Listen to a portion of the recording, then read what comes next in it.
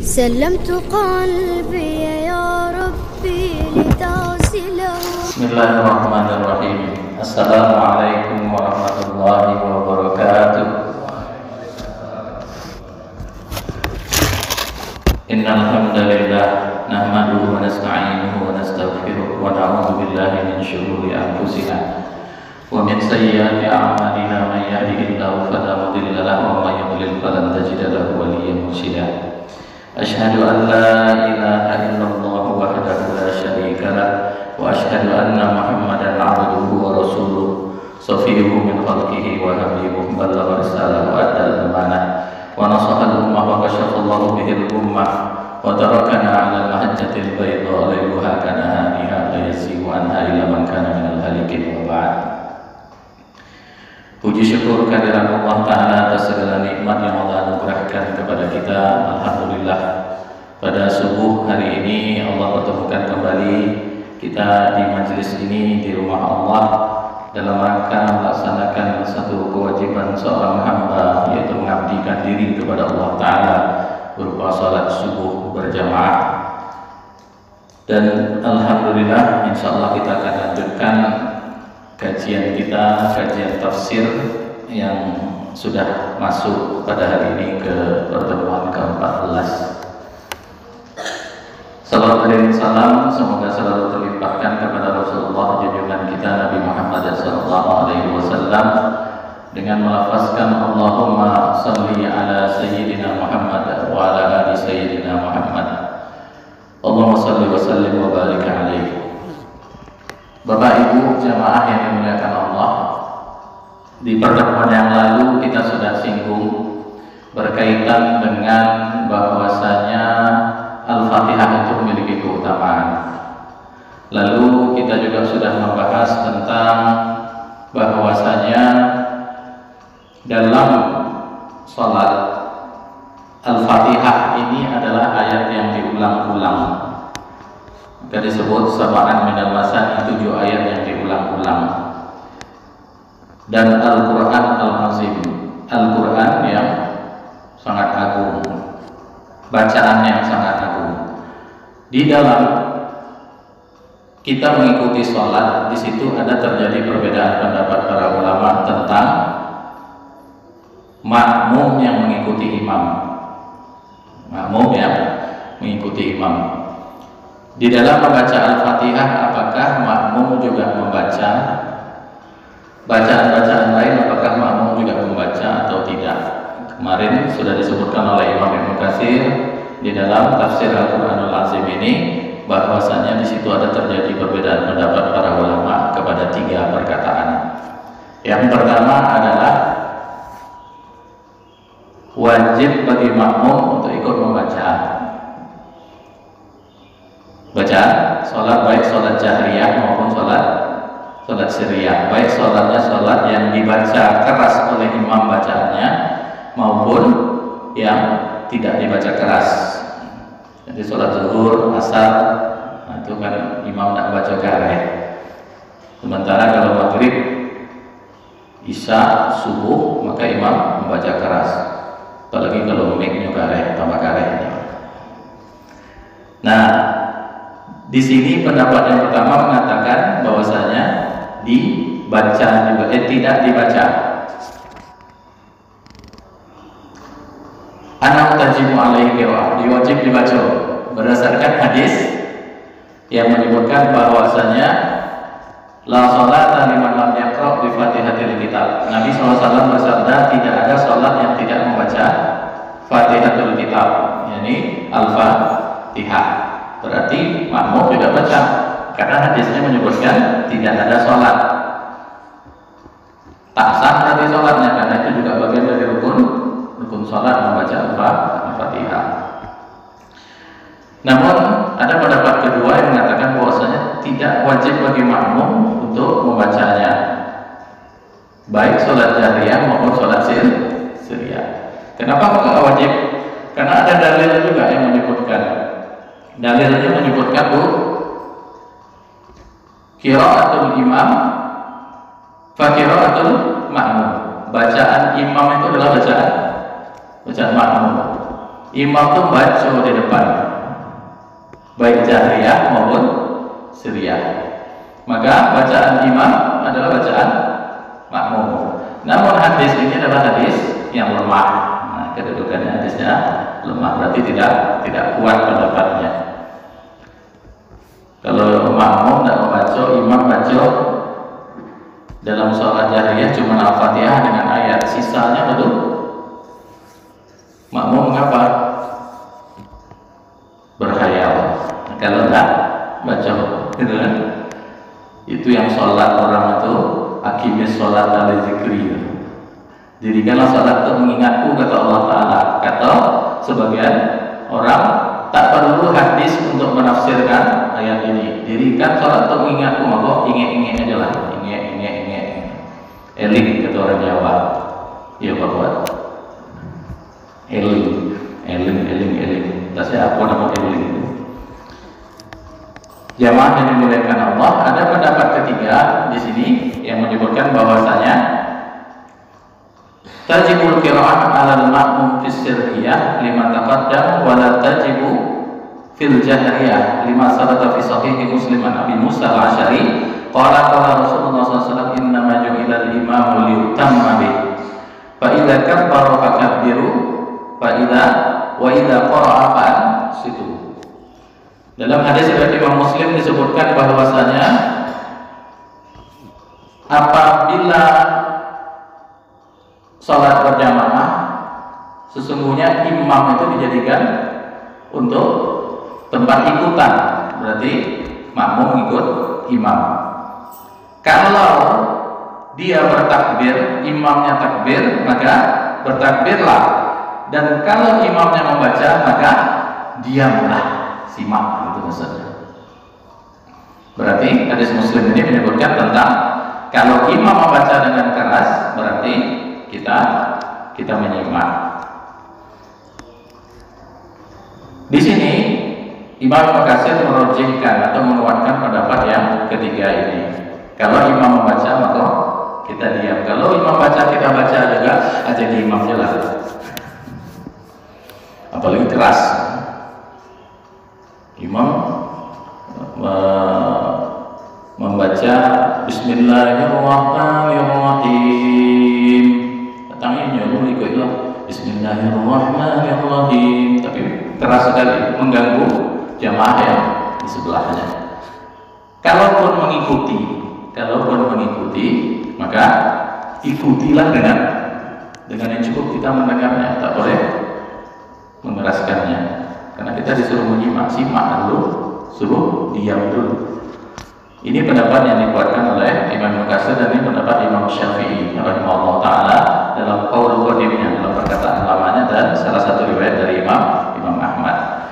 Jamaah yang dimuliakan Allah, setelah kita membahas tentang keutamaan Al-Fatihah ini, dan ini adalah bagian dari pembahasannya, kita masuk kepada bab al-isti'adzah. Lalu berlanjut halamannya. Nah, masuk halaman 57. Bahasan kitab tafsir kita, yaitu Al-Kalam ala Tafsir Isti'adzah, berbicara tentang tafsir meminta perlindungan kepada Allah. A'udzu billahi minasyaitonir rajim. Aku berlindung kepada Allah dari syaitan ar-rajim. Di dalam tafsir ini dijelaskan bahwasanya ada 3 ayat yang berbicara tentang kita minta perlindungan kepada Allah. Apa itu? Yang pertama adalah uzil afwa wa'mur bil ma'ruf wa'mur bil 'urfi wa'arid 'anil jahilin. Maafkanlah dan perintahkanlah kepada yang ma'ruf dan berpalinglah dari orang-orang yang jahil. Wa imma yanzaghannaka minasyaitoni nazghun fasta'idillah innahu sami'un alim. Dan apabila kalian diganggu oleh setan,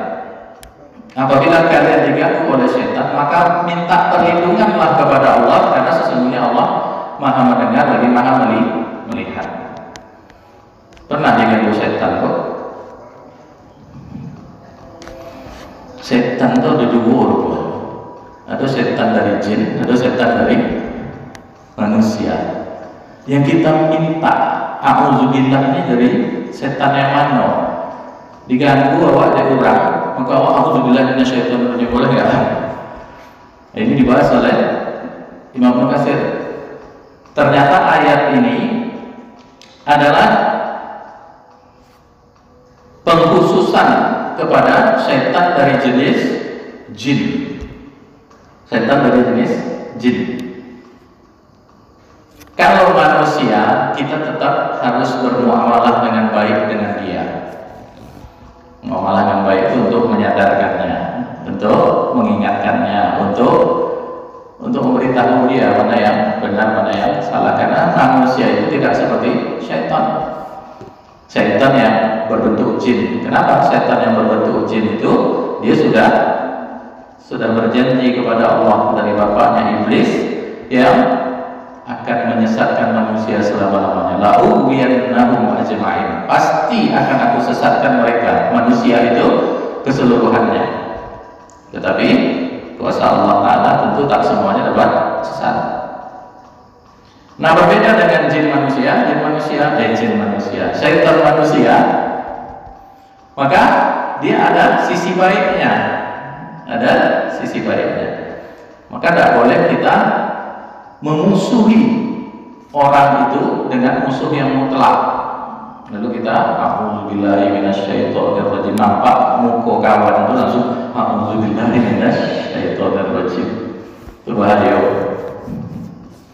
Walaupun kita tidak suka sama dia. Oh, ini orang ngomongin orang aja kerjanya ini, orang kok mengadu domba orang aja kerjanya ini, kok ngajarnya ngerumpi aja. Oleh Ramadan ngerumpi nanti. Makanya jangan duduk-duduk sering-sering bersama orang lain di bulan Ramadan. Karena kalau duduk itu payah. Setan masuk, ada tuh setan bulan Ramadan. Ada setan bulan Ramadan. Bukankah Nabi SAW bilang, Futihat abwabul jannah wa ghuliqat abwabun nar wa sufidatis syayatin. Di bulan Ramadan itu idza ja'akum Ramadan futihat abwabul jannah. Kalau datang Ramadan maka akan dibuka pintu surga, ditutup pintu neraka dan setan dibelenggu. Ada setan di bulan Ramadan. Nah, ini pertanyaan. Ada seorang bertanya kepada seorang masyayikh. Dia bertanya, karena dia paham makna a'udzubillahi minasyaitonir rajim ini, aku berlindung kepada Allah dari gangguan setan yang terkutuk ini, maka dia bertanya kepada gurunya, kepada syekh. Lalu apa pertanyaannya? Pertanyaannya adalah, aku sholat membaca a'udzubillahi minasyaitonir rajim atau a'udzubillahi samil alim minasyaitonir rajim. Ketika membuka sholat setelah membaca doa iftitah, apalagi sholat malam. Sholat malam memang dibaca itu. Para ulama mengatakan sunnah mengucap a'udzubillah sebelum membaca Al-Fatihah. Bagaimana dengan hadis ini yang mengatakan bahwasanya setan dibelenggu di bulan Ramadan sementara saya sholat membaca a'udzubillah? Bapak, kenapa saya minta perlindungan kepada setan sementara setan sudah dibelenggu? Maka para ulama menyebutkan bahwasanya perintah membaca a'udzubillah itu sudah tetap. Nanti tadarus baca Quran juga, fa idza qara'tal Quran fasta'id billahi minasyaitonir rajim. Apabila baca Al-Quran juga a'udzubillahi minasyaitonir rajim. Mau bulan Ramadan tak bulan Ramadan. Mau setan dibelenggu, setan tak dibelenggu, perintahnya umum. Maka a'udzubillah tetap dibaca. Tetapi orang ini syak, orang ini ragu, sehingga dia bertanya, ketika saya sholat saya baca a'udzubillah kok ragu rasanya. Ngapalah aku minta perlindungan balik kepada Allah sementara Allah sudah mengikat syaitan. Kepada ulama menyebutkan tadi satu jawabannya adalah karena itu perintah baca a'udzubillah. Yang kedua, setan yang dibelenggu itu setan yang mana? Nah, itu masalahnya. Maka dalam satu riwayat disebutkan maradatus syayatin idza ja'akum lailata ramadan sufidatil syayatin wa maradatil jin. Kalau datang malam Ramadan, awal malam Ramadan, maka dibelenggulah syaitan dan maradatul jin. Maradatul jin itu apa? Jin yang melampaui batas, yang sangat kuat pengaruhnya, itu dikabeh, itu yang diikat. Maka jin-jin kecil masih muncul, setan-setan ya kurang kuat pengaruhnya, dia masih mempengaruhi. Maka tetap kita a'udzubillahi minasyaitonir rajim. Namun membaca ta'awuz ini dua jawaban tadi. Kemudian kita lanjutkan kepada ta'awuz. Membaca ta'awuz ini sebelum baca Al-Quran atau setelah baca Al-Quran sebetulnya? Kenapa ini dipertanyakan? Karena kalimat yang digunakan di dalam ayat itu adalah fi'il madhi. Fi'il madhi itu adalah kata kerja lampau. Fa idza qara'tal Qur'an fasta'id billahi minasyaitonir rajim. Kalau engkau sudah membaca Al-Qur'an, maka minta perlindunganlah kepada Allah dari syaitan yang terkutuk. Jadi bacanya itu auzubillah setelah atau sebelum baca Quran? Nah, sebelum jawab, sesudah. Kalau kalian sudah membaca Al-Quran, maka mintalah perlindungan kepada Allah dari gangguan syaitan yang terkutuk. Fasta'idillah minasyaitonir rajim. Maka di sini disebutkan Hamzah, salah seorang sahabat Nabi SAW, berpendapat bahwasanya membaca auzubillah itu setelah baca Quran. Kenapa? Karena orang sudah baca Quran kok kadang-kadang sombong lah baca Quran. Lah baca ayat-ayat Allah satu huruf dihitung 10 kebaikan. 10 kebaikannya ada pula kisahnya. Ikutkanlah perbuatan yang jelek dengan perbuatan yang baik, niscaya akan menghapus perbuatan yang jelek. Satu perbuatan yang jelek yang buruk kita buat, baca satu huruf dalam Al-Quran. Lah 10 lah gantinya lebih banyak. Itu ada mulanya seperti itu. Kalau mau mudah menghapuskan perbuatan buruk, baca Quran. Kenapa? Setiap huruf dihitung 10 kebaikan. Kalau pernah berbuat buruk, dan setiap manusia pasti pernah berbuat buruk, baik sadar maupun tidak, maka bacalah Al-Quran. Maka kebaikan sangat banyak dalamnya. Imam Hamzah, para sahabat Hamzah radhiyallahu anhu berpendapat bahwasanya baca ta'awuz itu setelah membaca Al-Quran. Yang kedua, wal masyhur alaihil jumhur, tapi yang masyhur yang di situ pendapat kebanyakan mayoritas ulama adalah membaca isti'adzah itu dibaca sebelum tilawah Al-Quran. Annal isti'adzata lidaf'il wiswasi fiha, karena minta perlindungan membaca ta'awuz kepada Allah, a'udzubillahi minasyaitonir rajim, itu adalah untuk agar was-was, keraguan-keraguan yang masuk pada diri kita ketika kita baca Al-Quran itu yang kita minta perlindungan kepada Allah.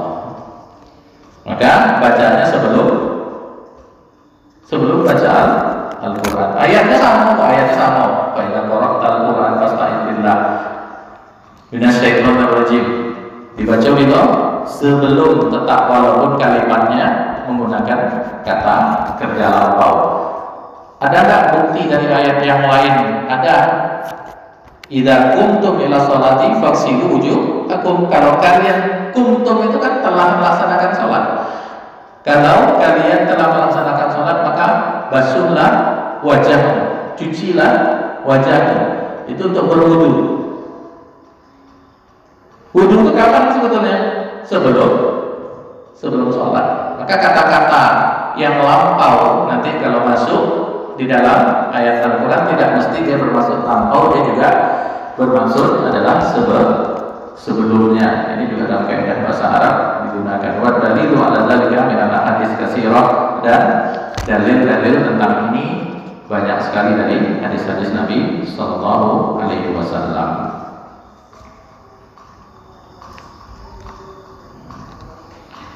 Dalam salat disebutkan An-Nafi bin Jabir bin Mut'im an abihi annahu qala wa itu Rasulullah SAW hina dakhala fi shalat qala Allahu akbar kabira. 3 kali Allahu akbar kabira. Ketika Rasulullah SAW salat, maka Rasul menyebutkan Allahu akbar, Allahu akbar, Allahu akbar kabira. Allahu akbar kabira. Alhamdulillahi katsira juga 3 kali. Allahu akbar kabira, Allahu akbar kabira, Allahu akbar kabira, alhamdulillah katsira, alhamdulillah katsira, alhamdulillah katsira, subhanallahi bukratan wa asila juga 3 kali dibaca oleh Nabi SAW. Lalu Nabi membaca apa?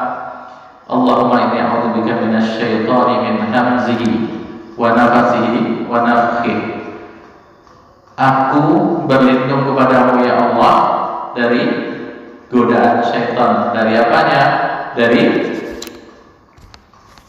kejahatannya yang melampaui batas. Min hamzihi, kejahatannya, dan hembusan-hembusannya, nafsi wa nafki, dan hiasan-hiasan yang dibuat oleh syaitan itu terhadap manusia sehingga keburukan dianggap baik.